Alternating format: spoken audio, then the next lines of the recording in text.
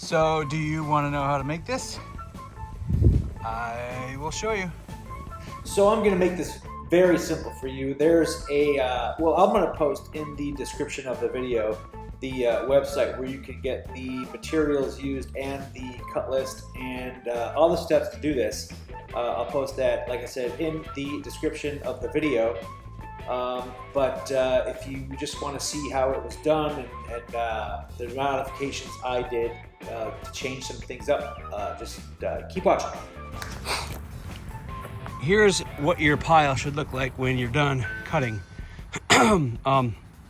The plan did call for different table supports. They called for 24 3/4 because they were using 2x4s for this. I used the 2x8s because I wanted to get a big gator. So with these pushed together, I got about 22, and that's with no gap.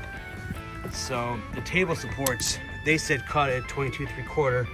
I cut at 22, but I'm also going to put a gap between these. I wanted less gappage, so I used 2x8s instead of 2x4s. So now I gotta start sanding. I got my orbital with a 60 grit, and I gotta sand all the boards down.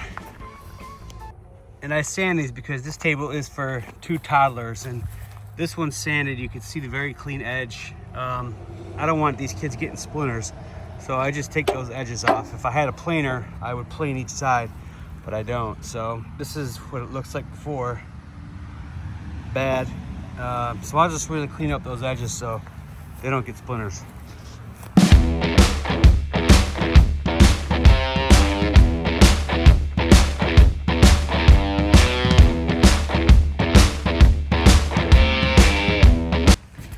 So I got all my boards sanded, and I don't like it. So I know I said I didn't have a planer, but I went and bought a planer. So I'm gonna plane the boards now, and it should look a lot better.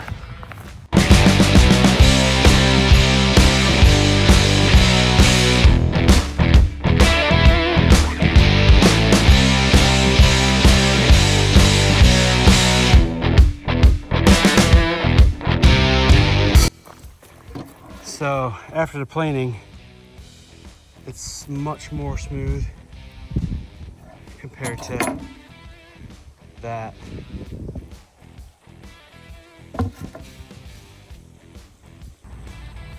So I got that all screwed up temporarily. So what I'll do is when I get this all put together, I'll take these off because I got to do the epoxy in there, and then let that cure for 7 days, and then I'll plane the top of that one, and then I'll plane the rest of these and sand these real nice, and then reattach them.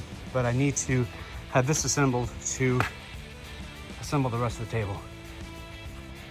So now moving on to the legs. This design, or her design, caused the design that I was using, the plan that I was using, called for these to be installed in line with the grooves. But I used 2x8s instead of 2x4s or 2x6s, so obviously it's not in the grooves. So what I did is I found the center, marked it, and then marked 1.5 on either side of the line, and I'll put my tip to that line right there. So see what happens with that.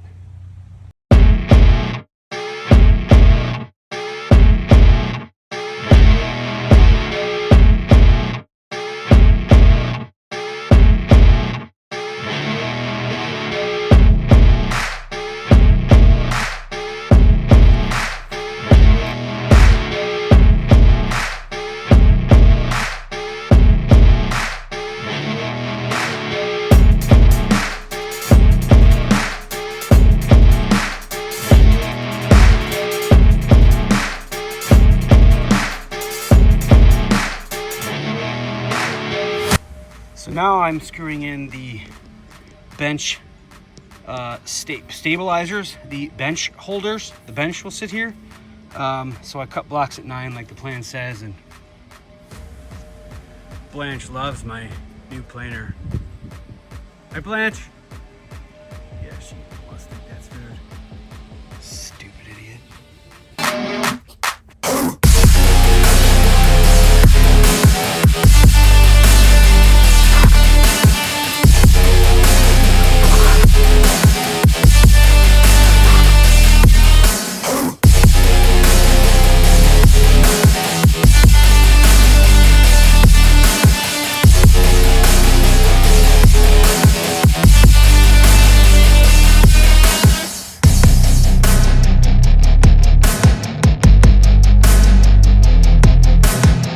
Here's how big it is. It's up to my knees, kinda. Yeah, super fun. Super fun.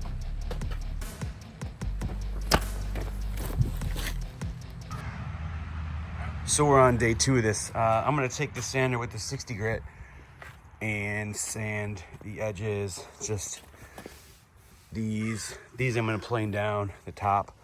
I'm going to get the epoxy poured in that today too, so I can plane that down in 7 days. So I'll just sand all the edges.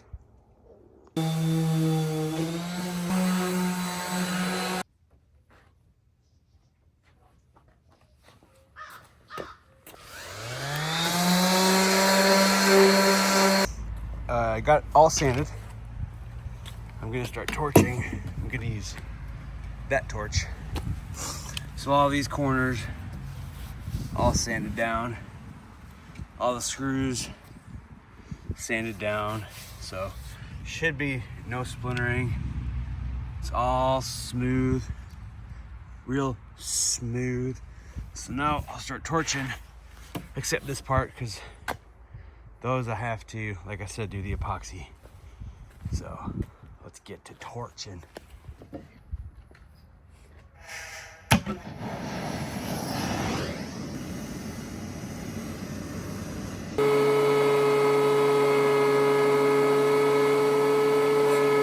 I'll show you the difference between the sanded one and the unsanded one. So here's sanded and planed,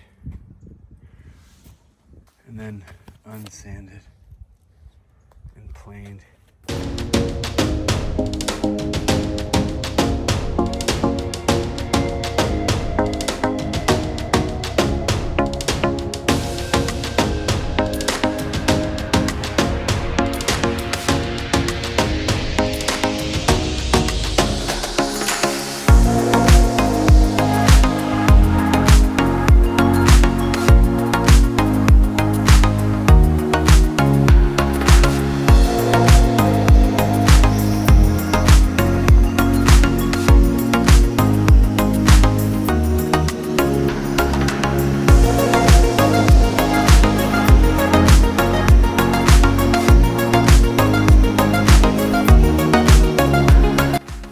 So I'm back, and I just went ahead and finished it because why not?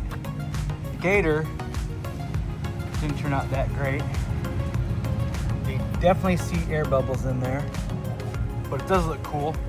I did the epoxy and I did put it through the planer, and I sanded everything and put a high gloss finish on the top so the kids, whenever they spill on it, it just wipes right off. The rest of it, I just did teak oil.